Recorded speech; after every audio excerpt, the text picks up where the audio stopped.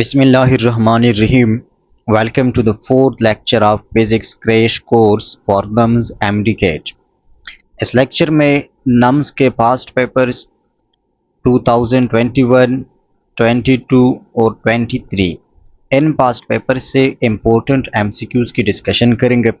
सिर्फ वो एमसीक्यूज़ जो कि हमने इस कोर्स के पहले 3 लेक्चर्स में उनकी डिस्कशन नहीं की, जिनको एक बार मैं कर देता हूँ बस वो ख़त्म। तो इसलिए आपने सारा का सारा कोर्स कंप्लीट करना है और अपना टारगेट ना भूलिए। टारगेट हमारे 40 मार्क्स है, फिज़िक्स पोर्शन में 40 के 40 है, एक पर भी हम कंप्रोमाइज़ नहीं करेंगे। बस शर्त यह है कि ये 7 लेक्चर्स कंप्लीट करने हैं आपने point by point, plus mock test attempt करना है। मॉक टेस्ट में 100 MCQs है। ये दोनों कंबाइन करके मेरी तरफ से आपको 40 मार्क्स की गारंटी है। मॉक टेस्ट के लिए रजिस्टर कैसे करोगे, वीडियो के डिस्क्रिप्शन में सारे डिटेल्स गिवन है। 28 अगस्त को होना है, तो जल्दी से रजिस्टर कर लीजिए। चलिए स्टार्ट करते हैं आज का लेक्चर। बहुत ही सिंपल MCQs है और जल्दी जल्दी करेंगे। Question 1, 2 stones 10 kg and 50 kg falls from a 10 meter high cliff. Which stone has higher velocity at the bottom? दोनों की मास में डिफरेंस है। कहते हैं कि 10 मीटर हाई क्लिप मतलब सेम हाइट से दोनों फॉल करते हैं, तो बॉटम पर किसकी वेलोसिटी ज़्यादा होगी। देखिए दोनों की एक्सेलरेशन सेम है, जी है, दोनों में सेम अमाउंट इंक्रीज आ रहा है। तो जब दोनों में इंक्रीज सेम अमाउंट आ रहा है, इनिशियल वेलोसिटी दोनों की 0 है, तो फाइनल वेलोसिटी दोनों की सेम होगी। ठीक है, क्योंकि एक्सेलरेशन दोनों के लिए सेम है, तो बोथ है same velocity. Question 2, work done by gravity in pulling down a body of weight 10 newton from a height of 250 metre is. Work done कितनी होगी बाय ग्रेविटी। ठीक है, अगर वेट ऑफ द बॉडी वो 10 Newton है और कितने हाइट से फॉल करती है, 250 मीटर से। तो वर्क का फार्मूला क्या है in case of gravitational force? Work done is equal to mgh, यानी चेंज इन पोटेंशियल एनर्जी। ठीक है, मास की वैल्यू क्या है? Mass is not important, mg की जगह पर हम वेट लिख सकते हैं, तो वेट मल्टीप्लाई बाय हाइट हो जाएगा। वेट 10 न्यूटन है और हाइट 250 मीटर है, दोनों को मल्टीप्लाई करके you will get 2500 2500 joule. Option C is the correct answer. Next जाते हैं अगले क्वेश्चन पर, जल्दी जल्दी जाए यार। If we double both the speed and radius of circular path, the centripetal force will, speed को भी डबल करते हैं और रेडियस को भी डबल करते हैं। तो सेंट्रीपिटल फोर्स का फार्मूला क्या है? mv² डिवाइड बाय r है, तो v की जगह पर भी 2 पुट करें, m ये 2v² हो जाएगा डिवाइड बाय 2r हो जाएगा। दोनों को हमने डबल कर दिया, 2 का स्क्वायर 4 बाहर आ जाएगा and mv² divide by r अपनी जगह यहाँ पर 2 2 1 जा 2 2 2 जा 4। ओवरऑल जो सेंट्रीपिटल फोर्स होगा वो डबल हो जाएगा। Very simple. Next question number 4, speed of sound is 332 meter per second at 0 degree Celsius. Its value at 10 degree Celsius will be। अगर 0 डिग्री सेल्सियस पर स्पीड ऑफ साउंड की value वो 332 metre per second है, तो 10 degree Celsius पर इसकी value क्या होगी? मतलब टेम्परेचर को हमने इंक्रीज किया है। याद रखें, 1 डिग्री सेल्सियस टेम्परेचर को इंक्रीज करने से स्पीड ऑफ साउंड इंक्रीज होती है bye 0.61 metre per second, 1 degree.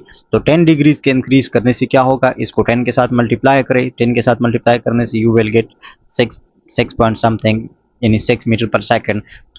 तो इनिशियल 332, 6 इंक्रीज आया, 332 plus 6 338 metre per second.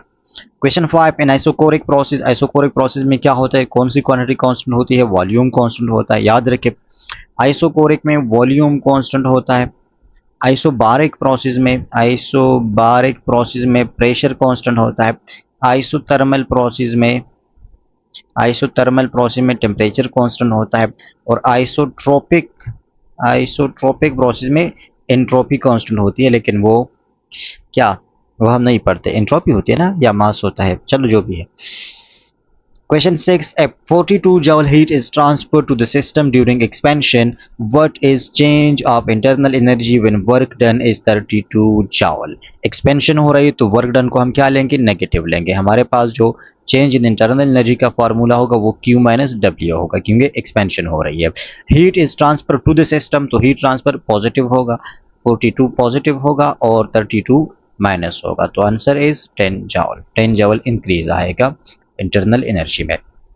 Question 7 है, first law of thermodynamic is the generalization of the law of conservation of energy.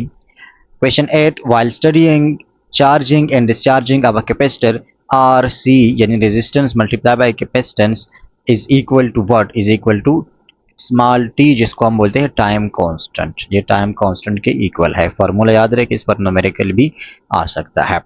Question 9 है, volt multiply by ampere is the unit of watt. Power का formula क्या है? P is equal to I V. तो I का unit ampere multiply by volt. Volt और ampere को multiply करके हमें कौन सा यूनिट मिलता है? वाट। वाट किस चीज का यूनिट है? पावर का। डी। Question 10 है, if length of the wire becomes 2 times to its original value and area becomes 1/2 to its original value, then resistance of the wire becomes। अगर हम लेंथ को डबल करें और एरिया को half करें तो रेजिस्टेंस का फॉर्मूला क्या है? R is equal to rho L divide by A है। रो सबके लिए कांस्टेंट है तो हम कह सकते हैं कि R is proportional to L by A. ठीक है, ये एल क्यों रॉन्ग हो गया? अच्छा, ये मैंने दोनों पेजेस के बीच पर लिख दिया। चलो ठीक है, यहाँ पर लिख दूंगा यार। इसका मतलब है कि R is proportional to L by A. Area को हमने क्या किया? डबल किया। सॉरी, लेंथ को हमने डबल किया तो ये 2L हो गया, और एरिया को हमने किया A बाई 2। अब ये नीचे वाला 2 भी ऊपर चला जाएगा, 2 के साथ मल्टीप्लाई होकर ओवरऑल इफेक्ट 4 टाइम्स आएगा। Question 11, when a charged particle enters the magnetic field parallel, तो एट वेल कोई भी मैग्नेटिक फोर्स एक्ट नहीं करेगा यहाँ पर। क्यों? क्योंकि मैग्नेटिक फोर्स का फॉर्मूला है m is equal to q into v cross B. यहाँ पर क्रॉस प्रोडक्ट है, तो जब भी दो वेक्टर्स के बिटवीन क्रॉस प्रोडक्ट हो और पैरेलल का मतलब 0 डिग्री एंगल है, तो 0 डिग्री एंगल पर साइन थीटा की वैल्यू 0 होती है। साइन 0 इज 0, तो इस पर कोई मैग्नेटिक फोर्स नहीं होगा। मैग्नेटिक फोर्स नहीं होगा तो ये डिफ्लेक्ट नहीं होगा, ना टूवर्ड्स नॉर्थ जाएगा, ना साउथ जाएगा, ना सर्कल पाथ में जाएगा, स्ट्रेट अपने रास्ते पर चलेगा। किसी का इसके साथ कोई काम नहीं होगा, पैरेलल है।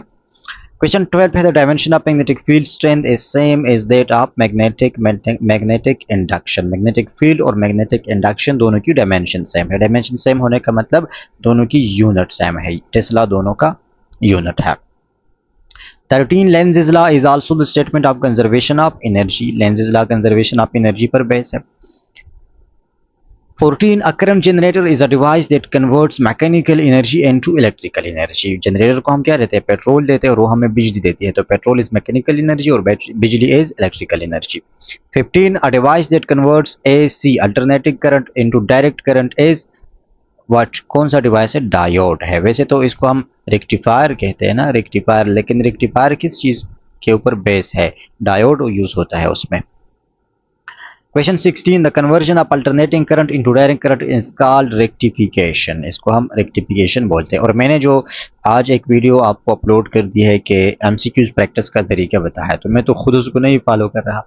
मैं इसलिए नहीं फॉलो कर रहा कि मैं वीडियो बहुत लेंथी हो जाएगी, तो मैं वीडियो कर रहा हूँ इसलिए फॉलो नहीं कर रहा। आप प्रैक्टिस कर रहे हैं टेस्ट के लिए, तो आपको फॉलो करना चाहिए। उसमें उसको थोड़ा सा यहाँ पर फॉलो करते हैं। एम्प्लीफिकेशन किस चीज़ को बोलते हैं?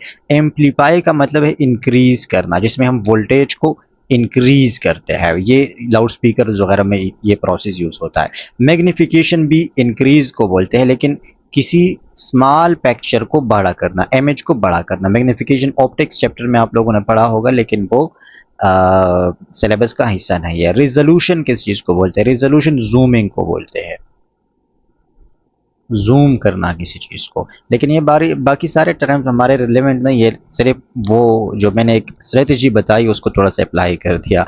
आप भी क्या करें, सिर्फ करेक्ट आंसर नहीं, रॉन्ग आंसर्स को भी कंसिडर करने हैं। 17, in full wave rectification diodes are used. अब ये बहुत कंफ्यूजिंग क्वेश्चन है, ठीक है। क्यों? क्योंकि फुल वेव रेक्टिफिकेशन के दो टाइप्स है। एक centre taped full wave rectifier है, सेंटर टेप्ड, और एक ब्रिज रेक्टिफायर है, ब्रिज रेक्टिफायर है। तो जो सेंटर टेप्ड है वहां पर 2 डायोड यूज होते हैं, और जो ब्रिज रेक्टिफायर है यहाँ पर 4 डायोड यूज होते हैं, और दोनों फुल वेव रेक्टिफिकेशन करती है, दोनों फुल वेव है। तो हम कौन सा आंसर करेंगे? 2 करेंगे या 4 करेंगे? मैं सजेस्ट करूंगा कि आप 4 करें। क्यों? वो इसलिए कि एक तो अगर सेंटर टेप्ड की बात हो, क्वेश्चन में वो सेंटर टेप्ड पूछ रहे, तो वो लाजमी उनको मेंशन करना होगी कि वो सेंटर टैप लिखेंगे। अगर सेंटर टैप मेंशन हो तो आप 2 को सेलेक्ट करेंगे। अगर कुछ भी मेंशन ना है तो जो मोस्ट कॉमनली यूज्ड रेक्टिफायर है वो ब्रिज रेक्टिफायर है। ये मोस्ट कॉमनली यूज होता है और इसमें नंबर ऑफ डायोड्स 4 होते हैं। दूसरी बात, सेंटर टैप में सिर्फ डायोड्स नहीं होते, उसमें एक ट्रांसफार्मर भी होता है। तो इस वजह से हम इसको, मतलब सिर्फ डायोड्स नहीं है, ब्रिज में सिर्फ 4 डायोड्स होते हैं, दूसरा कोई कंपोनेंट नहीं होता है इसका। तो दैट्स व्हाई आई सजेस्ट कि आप 4 को टिक लगाएं और यही करेक्ट होगा। 18 the time taken for half of the number of atoms of radioactive isotopes to decay is called half life, option D। 19 है, a 32 gram radioactive element decays and remain 2 gram after 60 days, what is half life of this radioactive। पहले ही trick समझाया है कि इस तरह questions में क्या करें। 32 हमारा इनिशियल अमाउंट है, फाइनल अमाउंट 2 ग्राम है। 32 से स्टार्ट हो जाए, हाफ हाफ लेते जाए कि कितने कितने नंबर ऑफ हाफ लाइफ्स गुजरेंगे 2 तक आने में। 32 है, सॉरी यार, 32 है, फर्स्ट हाफ लाइफ में 16 हो जाएगा, सेकंड में ये 8 हो जाएगा, थर्ड में ये 4 हो जाएगा और फिफ्थ में ये 4 में, first second third 4, 4 half lifes गुजरने के बाद ये 2 तक आ जाएगा। तो जो गिवन टाइम है उसको 4 पर डिवाइड करें, 60 divide by 4 is equal to 15 days. ये शॉर्ट ट्रिक है। 20 है, if car is slowing down along negative x axis then acceleration will be along। अगर कार नेगेटिव x एक्सिस में जा रही है, पॉजिटिव है और ये नेगेटिव है, इस डायरेक्शन में जा रही है, लेकिन ये स्लोइंग डाउन है, इसकी वेलोसिटी डिक्रीज हो रही है। तो जब भी वेलोसिटी डिक्रीज होती है, यूजुअली वेलोसिटी और एक्सेलरेशन दोनों सेम डायरेक्शन में होता है, लेकिन जब कार स्लोइंग डाउन है, वेलोसिटी में डिक्रीज आ रहा है, तो फिर एक्सेलरेशन की डायरेक्शन अपोजिट हो जाती है। तो in this case acceleration will be along positive x axis. ये ऑप्शन ए या ये पॉजिटिव एक्स एक्सिस है। नेक्स्ट क्वेश्चन है 21, the instantaneous velocity along the curved path is. अगर एक बॉडी कर्व्ड पाथ पे जा रहा है, सर्कुलर पाथ पे जा रहा है, तो इंस्टेंटेनियस वेलोसिटी की डायरेक्शन क्या होती है? Along the tangent. किसी भी पॉइंट पर उसको हम अलोंग द टेंजेंट लेते हैं। 22, in perfectly elastic collision. Elastic collision में कौन सी क्वांटिटी कंजर्व होती है? मोमेंटम भी, काइनेटिक एनर्जी भी और टोटल एनर्जी भी। परफेक्टली इलास्टिक कोलिजन में टोटल एनर्जी, तो option D. Question number 23, the product of force and time is equal to what. Force और टाइम का प्रोडक्ट किस चीज के इक्वल है? तो फोर्स का एक फार्मूला ये है कि force applied is equal to the change in momentum या rate of change in momentum. तो अगर टाइम को आप हम इस तरफ पर लेके जाएंगे, ये हो जाएगा force multiply by time is equal to change in momentum, option C. Question number 24, at what point during the motion of projectile its vertical component of velocity is 0। vertical velocity कौन से पॉइंट पर 0 होती है? Highest point पर। सिर्फ vertical velocity 0 होती है, horizontal velocity 0 नहीं होती, वो initial velocity के इक्वल होती है, initial horizontal velocity। Question 25, power is the dot product of what। power का एक फार्मूला है F dot V, dot product of force and velocity is equal to power, force and velocity। 26, the area under force displacement graph gives work done. Area हमें किस चीज़ से मिलते हैं? दो quantities के मल्टीप्लिकेशन से। तो फोर्स को डिस्प्लेसमेंट के साथ मल्टीप्लाई करें, what we get? Work done. ये क्रॉस प्रोडक्ट नहीं है, मल्टीप्लिकेशन है। आप अभी इस पे शुरू ना हो जाए कि सर ये तो आपने क्रॉस प्रोडक्ट लगा दिया, वर्क डन में तो डॉट प्रोडक्ट है। 27 है, a body of mass m is moving with velocity after a short interval of time its velocity become doubles। velocity double हो जाती है, how many times its kinetic energy will increase। तो kinetic energy का formula half M V square है, velocity के square के साथ related है। kinetic energy is proportional to v square. अगर वेलोसिटी डबल होती है तो kinetic energy इसके स्क्वायर टाइम्स इंक्रीज होगी, 2 का स्क्वायर 4 है। क्वेश्चन नंबर 28, कितने इजी क्वेश्चंस है यार। An electric motor turns at 400 revolutions per minute। revolution per minute किस चीज़ का यूनिट है? एंगुलर वेलोसिटी का। तो एंगुलर वेलोसिटी हमें ऑलरेडी गिवन है, 400 है revolutions per minute। It's angular velocity in radian per second, radian per second में find करें। तो सिंपली हमने रिवोल्यूशन पर मिनट को रेडियन पर सेकंड में कन्वर्ट करना है। कैसे करेंगे? 1 रिवोल्यूशन में कितने रेडियन होते हैं? 2 पाई। तो इसको 2 पाई के साथ मल्टीप्लाई करेंगे और पर मिनट, एक मिनट में कितने सेकंड्स होते हैं? 60। तो बस सिंपली इसको 60 के साथ मल्टीप्लाई करेंगे। ये 400 रिवोल्यूशन पर मिनट है। अब एक रिवोल्यूशन में कितने रेडियन होते? 2 पाई। तो 400 को 2 पाई के साथ मल्टीप्लाई करें, डिवाइडेड बाय 1 मिनट को 60 के साथ मल्टीप्लाई करें। एक जीरो के साथ ख़त्म। 2 1 ज़ा 2, 2 3 ज़ा 6, ये 3 रह गया। और पाई पाई की वैल्यू क्या होती है? 3.14 होती है ना, तो हम अप्रोक्सीमेटली 3 कंसिडर करके इसको भी 3 के साथ कैंसिल करते हैं। Answer we get is only 40 radian per second. ये अप्रोक्सीमेट आंसर है। अगर ऑप्शन में कहीं पर 39 पॉइंट समथिंग या 41 पॉइंट समथिंग या 40 पॉइंट समथिंग गिवन हो तो वो करेक्ट करें। Question 29, very important, very confusing. A disk, a hoop, and a sphere are rolling down from a height simultaneously. Which object will reach at the bottom first? वैसे तो ये syllabus का हिस्सा नहीं है, लेकिन आई थिंक 2022 में ये क्वेश्चन आया है।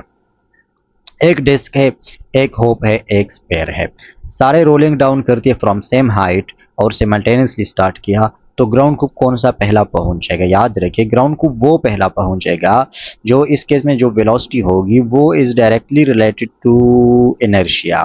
डायरेक्टली नहीं, इनवर्सली रिलेटेड टू इनर्शिया। जिसका इनर्शिया कम होगा, inertia is the rotational analog of mass. जिस तरह ट्रांसलेशनल मोशन में मास होती है, उस तरह रोटेशनल मोशन में इनर्शिया होती है। तो जिसका इनर्शिया सबसे कम और उसका वेलोसिटी ज़्यादा, वो ग्राउंड को पहले पहुंचेगा। जिसकी इनर्शिया ज़्यादा, उसकी वेलोसिटी कम, वो ग्राउंड को बाद में पहुंचेगा। अब इन गिवन में से सबसे इनर्शिया का फार्मूला क्या होता है? Inertia is equal to half M R square होता है। यहाँ क्या होता है? चलो, एक इनके साथ कांस्टेंट क्वांटिटी होती है, एक एम आर स्क्वायर होता है, और ये डिपेंड करते हैं शेप पर। हर शेप के लिए डिफरेंट फार्मूला होता है इनर्शिया का। अब गिवन ऑप्शन में जो सबसे कम इनर्शिया है वो स्पेयर का है, तो इसकी वेलोसिटी ज़्यादा होगी और वो फर्स्ट पहुंचेगा। बाकी ये बड़ा टॉपिक है, सिलेबस का हिस्सा नहीं है, तो बस इग्नोर कर दे। क्वेश्चन 30 है, two buses moving at 100 km per hour and 80 km per hour respectively cross each other while moving in opposite directions. Velocity of one bus relative to other bus is। दो buses है, एक की velocity 100 kilometre पर are है, दूसरा 80 kilometre पर are है, और दोनों अपोजिट डायरेक्शन में जा रहे हैं। तो अपोजिट डायरेक्शन में जब भी दो बॉडीज जाती है उनकी वेलोसिटीज v1 प्लस v2 दोनों ऐड होती है। जब सेम डायरेक्शन हो फिर माइनस होती है। अब अपोजिट है तो 100 को 80 के साथ प्लस करे, 180 किलोमीटर पर आवर। 31 है, which of the following pair of angles have same range for a projectile. कौन से पेयर ऑफ एंगल्स की रेंज सेम होगी प्रोजेक्टाइल के लिए? वो जिनकी सम इक्वल टू 90 डिग्री हो। गिवन ऑप्शन में से देखिए, option B 75 plus 15 is equal to 90 degree, तो इन दोनों की जो रेंज है वो सेम होगी। बाकी 10 प्लस 20 30 होता है, आप खुद बाकी ऐड कर लीजिए। Question 32, the angle of projection of projectile for which its maximum height is equal to horizontal range is 76 degree. ये फैक्ट क्वेश्चन है, मैं बार बार बता रहा हूँ कि इनको याद कर लीजिए, ये बहुत इंपॉर्टेंट है, बहुत इंपॉर्टेंट है। बाद में रिग्रेट से बेहतर है कि इनकी रिवीजन कर लो। 32 है, the explosion of explosive material is application of law of conservation of momentum। 34 है, the amount of work done in moving a body at certain point in a gravitational field to a position of zero potential such that the body is never accelerated is called। amount of work done, एक body को certain point, gravitational field है, इसमें certain point तक हम एक body को लेके आ रहे हैं, ठीक है, एक पॉइंट ऑफ जीरो पोटेंशियल से किसी पॉइंट पर लेके आ रहे हैं, इस वर्क डन को हम क्या बोलते हैं? Gravitational potential energy. ये ग्रेविटेशन का चैप्टर से भी है और वर्क एंड एनर्जी के चैप्टर में भी इसका जिक्र है, तो इसलिए मैंने इंक्लूड कर दिया। 35, a rotating wheel coincides 12 revolution in 4 seconds। वही जो एक क्वेश्चन हमने कर लिया, find the average angular velocity in radian per second। Average angular velocity मतलब टोटल टाइम ले और टोटल एंगुलर डिस्प्लेसमेंट ले, लेकिन रेडियन पर सेकंड में आंसर दे। तो कैसे करेंगे? अभी कर लिया, 12 revolution divide by 4 second. Second को कन्वर्ट करने की ज़रूरत नहीं है, सिर्फ रिवोल्यूशन को रेडियन में कन्वर्ट करे, मल्टीप्लाई करे 2 पाई के साथ। 12 डिवाइड बाय 4 सेकंड्स, 2 1 ज़ा 2, 2 2 ज़ा 4, 2 1 ज़ा 2, 2 6 ज़ा 4, 6 pi radian per second. Where is 6 pi radian per second? अब इनमें तो नहीं है यार, क्या करेंगे इसके साथ? Find the average angular velocity in radian per second. In how जो भी है यही तरीका है और यही आंसर है इसका, बट वाई ऑप्शन में क्यों नहीं है? मैंने गलत लिखे है या जो भी है। इन हाउ अगर किसी को समझ आई है उसको तो काइंडली कमेंट में एक्सप्लेन कर दे। Question 36 है when an object experience circular motion, the direction of centripetal acceleration is towards the center. Centripetal force और centripetal acceleration दोनों की जो डायरेक्शन होती है वो सेम होती है और टुवर्ड्स द सेंटर होती है। Question number 37 crest of a wave act as, जो वेव की क्रस्ट है वो कौन से लेंस के साथ एक्ट करती है, की तरह एक्ट करती है, सॉरी। तो दो तरह के लेंस होते हैं, एक कनकेव लेंस और एक कन्वेक्स लेंस। ये कनकेव है, ये कन्वेक्स है। जो क्रेस्ट ऑफ वेव है वो एक्ट करता है एज अ कनकेव, इसके साथ क्रेस्ट लिखे, और जो ट्रप है वो एक्ट करता है एज अ कन्वेक्स। ये याद रखे, नम्स में इस तरह के क्वेश्चंस अक्सर आते हैं। Question number 38 the speed of sound in air does not depend on pressure, pressure पे डिपेंड नहीं करता speed of sound. 39 if the period of oscillation of main suspended from a spring is 1 second then the period of 60 m will be, m का मतलब मास है, एक बंदा है जिसका मास अगर m है तो उसका पीरियड 1 सेकंड है। दूसरा बंदा है अगर उसका मास 16 m है तो उसका पीरियड क्या होगा। इन अदर वर्ड्स अगर मास को 16 टाइम्स इंक्रीज करे तो टाइम पीरियड पर क्या इफेक्ट होगा। अब रिमेंबर ये स्प्रिंग की यहाँ पर मेंशन है, द पीरियड ऑल्सो कहाँ पर है, सस्पेंडेड फ्रॉम अ स्प्रिंग, यहाँ पर स्प्रिंग मेंशन है। तो स्प्रिंग के लिए पीरियड का फॉर्मूला क्या है, time period is equal to 2 pi under the root m/k, ये स्प्रिंग के लिए फॉर्मूला है। अगर सिंपल पेंडुलम होता तो मास का उस पर इफेक्ट नहीं होता, दोनों के लिए सेम होता, लेकिन स्प्रिंग मास पे डिपेंड करते हैं। अंडर रूट मास किस m के साथ डायरेक्टली रिलेटेड है, तो अंडर रूट 16 इसके इक्वल है 4 के इक्वल है। इसका टाइम पीरियड 4 टाइम्स इंक्रीज हो जाएगा, इनिशियल 1 सेकंड था तो ये 4 सेकंड हो जाएगा। Question 40 loudness of the sound is directly related to intensity of sound, loudness intensity के साथ रिलेटेड है, frequency के साथ pitch रिलेटेड है। 41 है the increase in the speed of sound in air for each degree Celsius is 0.61 metre per second. 1 degree Celsius अगर temperature increase होता है तो speed of sound 0.61 metre per second उसमें इंक्रीज आता है। Question 42 electric field intensity is, electric field intensity का formula पूछा है तो electric field intensity is equal to electrostatic force divide by per unit charge, force per unit charge, option C. 43 है it stores the electrical potential energy, ये कौन सा device है जो कि पोटेंशियल एनर्जी को स्टोर करता है, the answer is capacitor. Capacitor charge और एनर्जी दोनों को स्टोर करता है। कंडक्टर तो मटेरियल्स की एक टाइप है, इंडक्टर वो मैग्नेटिक एनर्जी को स्टोर करता है, मैग्नेटिक को स्टोर करते हैं ना, यस। और जनरेटर क्या करते हैं, वो मैकेनिकल एनर्जी को इलेक्ट्रिकल एनर्जी में कन्वर्ट करता है। 44 लास्ट क्वेश्चन है इस वीडियो का, transformer works on the principle of mutual induction, option C. Transformer mutual induction पर काम करते हैं, उसका जो वर्किंग प्रिंसिपल है वो म्यूचुअल इंडक्शन है। मैं बहुत तक गया, एंड पे आपको फील भी हुआ होगा, तो इस वजह से बस स्टॉप हियर।